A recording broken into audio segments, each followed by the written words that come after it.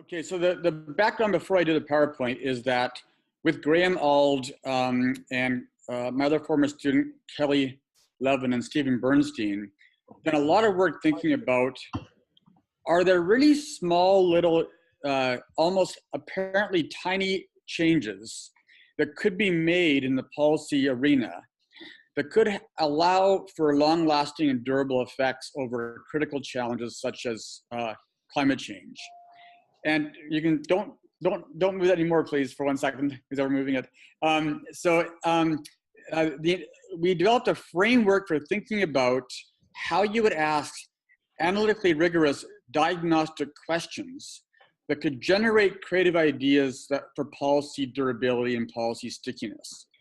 And so this framework's been applied to a number of cases now, worked on a lot last fall with you all, and great to see you all again. But I'm just going to give you the gist of the framework, and then I think Graham's going to follow up as well and talk more about it. But the way we did this in 3 steps. First, we identify why climate change is can you hear me okay? Yeah. Okay. Why climate change is of a certain class of environmental problems we call super wicked.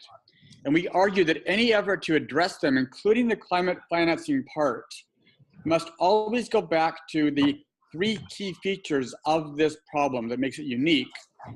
And then our second approach is to then develop a particular kind of policy analysis designed to overcome them that we call path dependency analysis. And then from that, we identify 3 diagnostic questions rather than answers, questions for developing creative bottom-up solutions that can be applied, whether it's in Alberta, whether it's in the boreal forest, and whether it's in Canada, to thinking about creative ideas that aren't necessarily always the front of our minds, but could actually help address these problems when we have the right kinds of policy or electoral changes Stuart was talking about. So I'm going to give you 3 slides to just go over the overall framework. But the idea is to guide us in creative brainstorming around small little ideas that might lead to big solutions over time. Okay, so what are super wicked problems? This draws on a long-standing feature within policy sciences of wicked problems that Riddle and Weber made famous, but we add 4 more features. Now you can, who's ever hitting the button, please do so now. And again, please. Okay, so they are, first, that, you can hit the button. Time is running out. Okay, you can stop. Well, fine, hit the button for all 4, that's fine. Time is running out, so at some point it's too late. 2, there's no central authority, so wherever one jurisdiction acts, it's not enough to address the entire problem. 3, I'll say it while you're clicking it, those who are causing the problem are also those who want to solve the problem. And so the battle is with ourselves over essentially our time preferences. We're often locked into a short-term economic interest when oftentimes our long-term environmental interests that we would want to tend to are being trumped by our short-term economic interests. And then 4th, the problem itself is being discounted irrationally. So the policies themselves that we devise aren't usually consistent with the evidence about the nature of the problem. In this case, the climate crisis fits all of these really well. And we say, therefore, any solution, be it financing, be it pricing, be it infrastructure development, must be consistent with these 4 features, as well as the analysis for them. So the next slide then draws on path dependency analysis to find creative ways to think about what would be needed to overcome applying path dependency analysis. And the idea is that policy stickiness doesn't just happen, but it occurs through 3 very different processes, all of which can be nurtured by 1 or more interventions in the policy arena. But you got to be aware of what those actual interventions are and what they're actually doing. So the first one is called lock-in, and that refers to any intervention that once you initiate it, you tend to make it more difficult to reverse. So it's easy to pull, hard to reverse. Easy to pull, hard to reverse. And there are different examples that we write about in our research and writing that I haven't got much time to talk about. But it's the kind where, but you want to think about a type where you couldn't reverse it very easily. So for example, let's say you create an immediate constituency of people who now benefit from a healthcare provision that didn't have it before. Once they have the provision, they're politically powerful audiences who might want to push back on any changes that would happen to reverse it because they now exist as a community. The second characteristic is called self-reinforcing. And this has to do with the costs of reversal rise over time.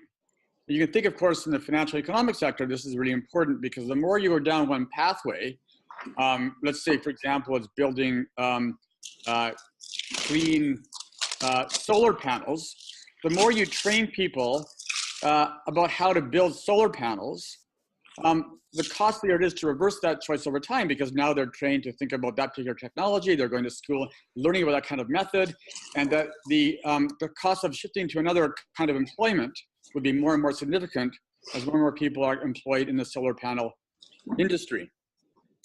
The third aspect is called increasing returns, and that's when the benefits increase over time so that you might get more employment, you might get more tax revenue, things that over time become increasingly more powerful and make reversal more difficult. And that can, of course, be in the famous example of German government feed-in tariffs, where you got increasing benefits for having the solar panels in your roof by getting more money from the grid when you produce more energy, as an example of that.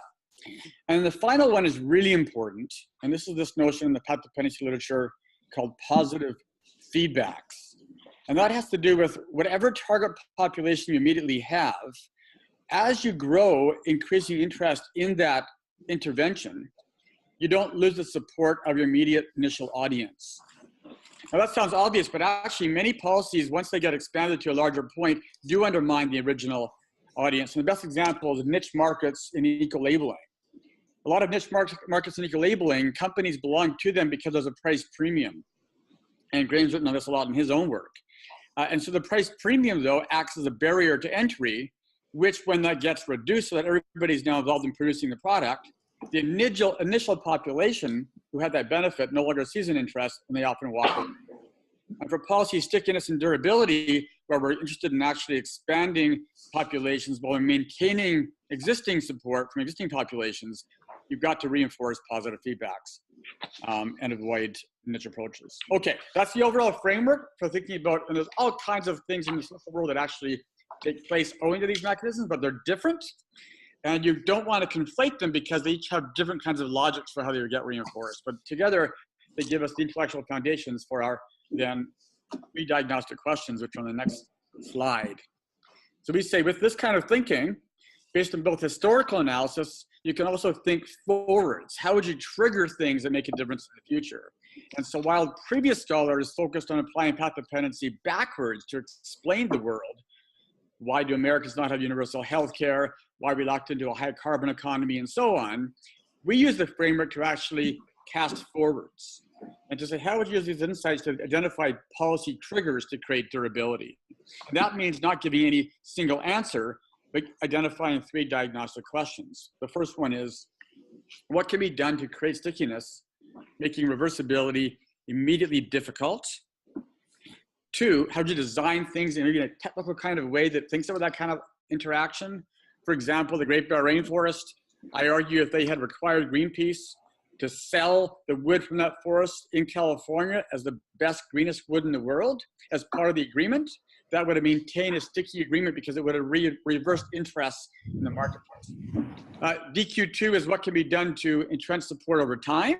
So what are creative ways to think about fostering a pathways process through which more and more support is occurring as time goes on. German government feed-in tariffs, another good example of that, where once you buy these solar panels, you're bought into the system. Over time, you're getting more and more support for the system itself, not less.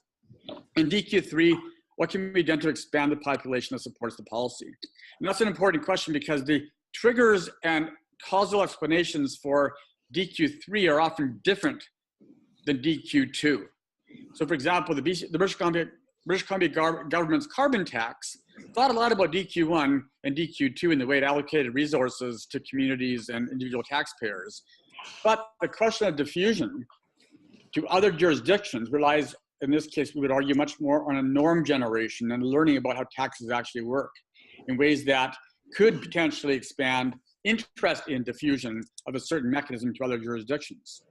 The German government's feed-in tariff now has been applied by 44 jurisdictions around the world, not because there was a coercive requirement, but the diffusion of the idea itself mattered.